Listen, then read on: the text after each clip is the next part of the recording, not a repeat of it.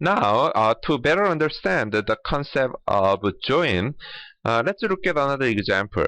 So in this example, we want to report the product description, vendor name, and the state. And we also want to sort this report by the vendor name. So the result may look like this. For all the products, we want to find the matching vendor name and the matching vendor state.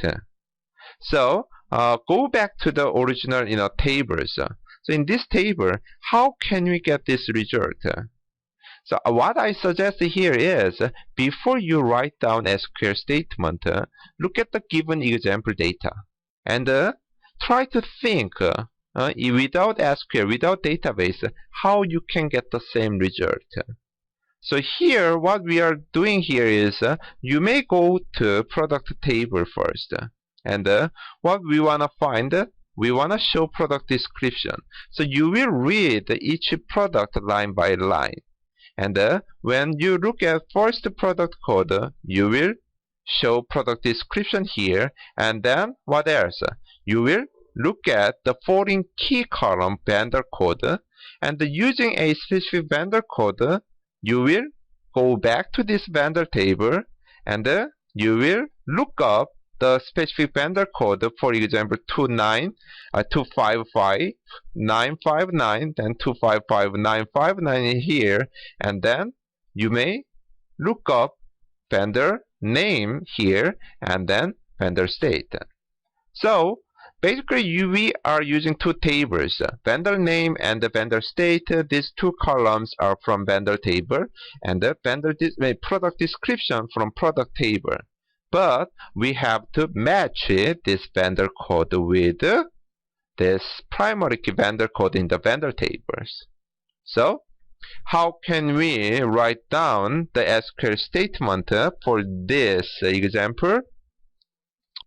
So in your database, you may start with a select statement, and after select, you may list up all the columns.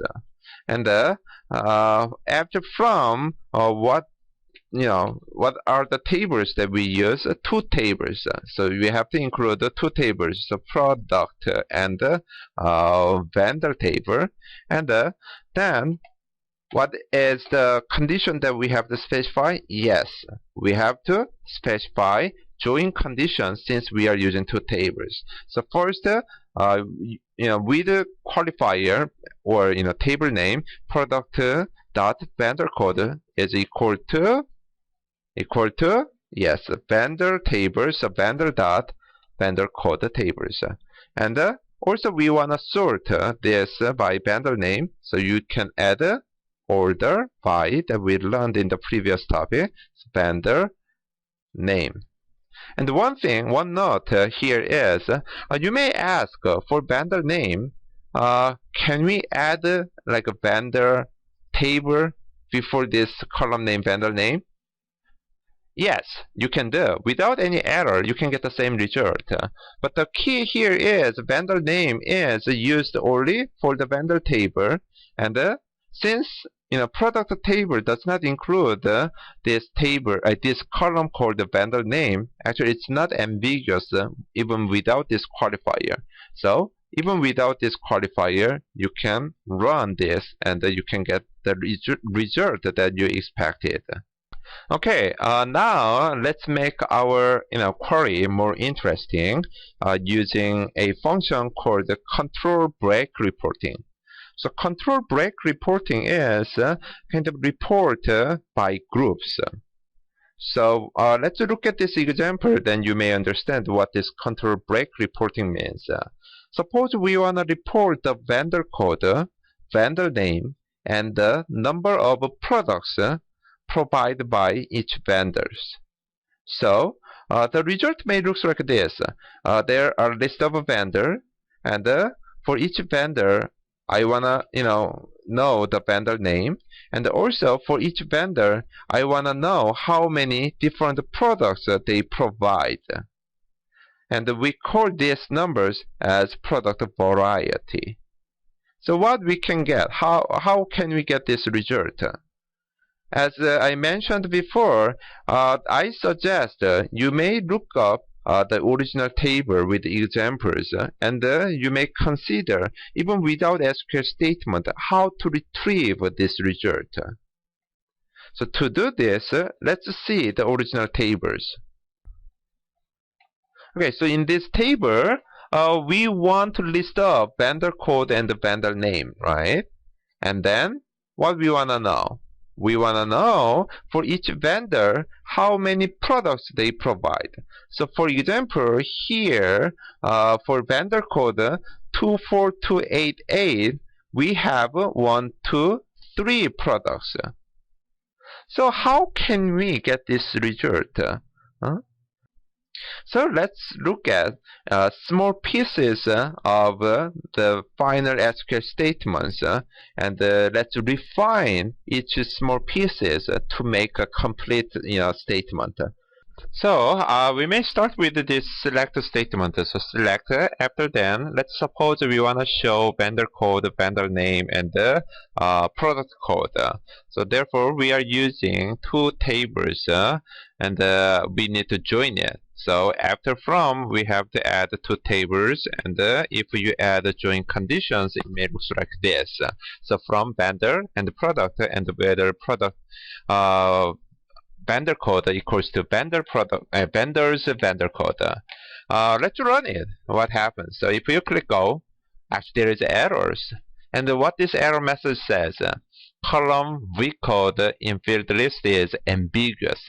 Why it's ambiguous? Let's go back and let's see what's the problem. In this case, let's see where condition join condition we have qualifier. That's no problem.